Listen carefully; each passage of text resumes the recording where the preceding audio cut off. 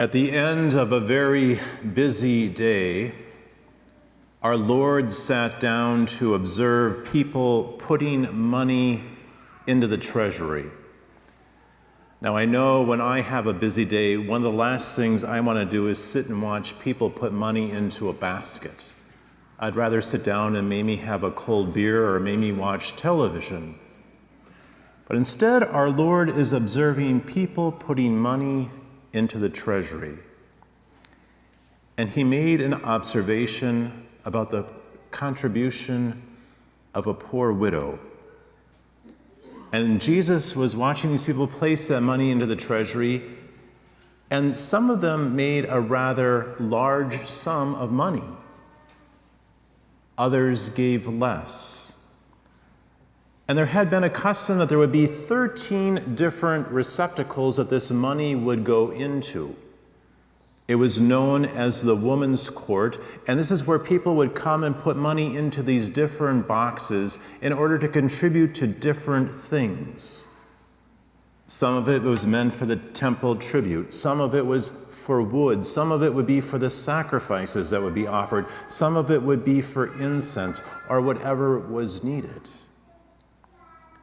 And like I said, many of the rich were giving rather large amounts.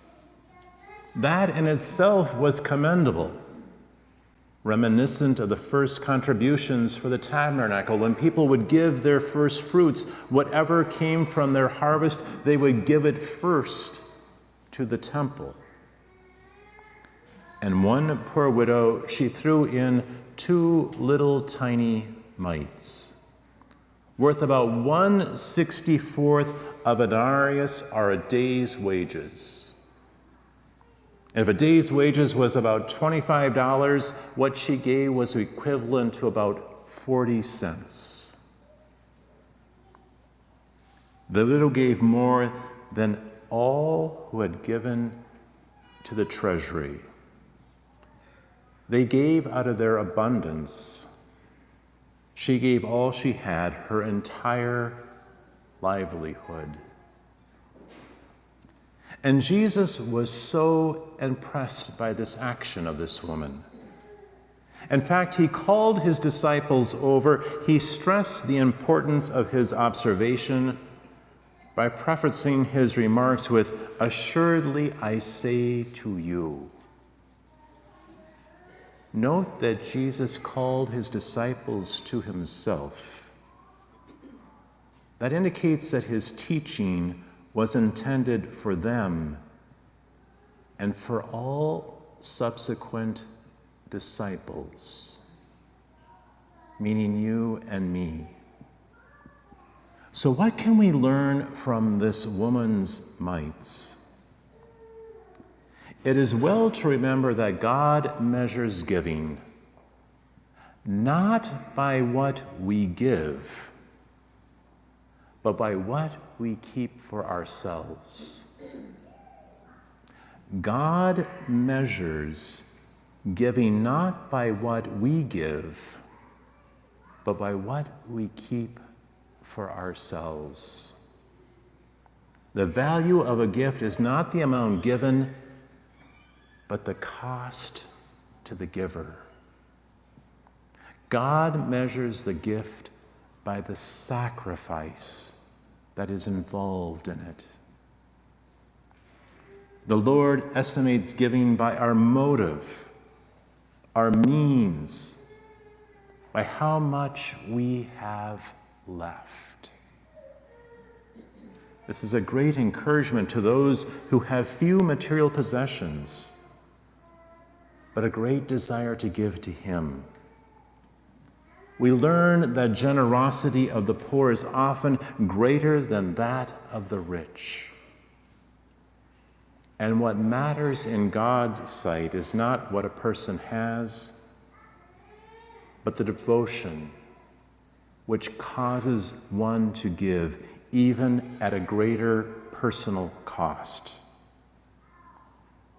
Even the poorest of the poor can be rich in faith. And that's what this woman had, a great faith. We learn that people should be measured by their faith, not their wealth. Many today would criticize this woman for not providing for her future, for not looking out for her future needs.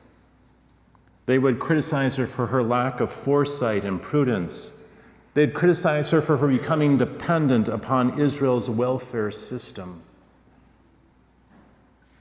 Yet her voluntary poverty is just one example found in the scriptures. In fact, Jesus himself chose a life of poverty, not one of riches. He counseled someone to do the same service, to give up what they had. Go sell what you have and then come and follow me. And he teaches his disciples to trust God's providential care for them. Those who give generously, cheerfully, will be noticed by God. Just as all that we do is noticed by God, how we give and what we give is observed by God. We learn that our giving does not escape the care of the eyes of our Lord.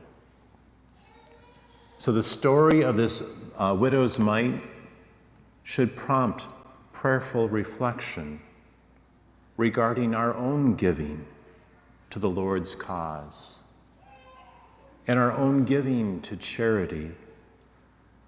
We may think we excel at giving, but do we really? Do we really? The story of the widow's mite also prepares us for what is to come in Mark's gospel. She exemplifies sacrifice, giving in the service of the Lord. And soon we will read of the Lord who gave all he had in service of us. God doesn't measure by what we give. He measures by what we have. Are we giving all in service to God?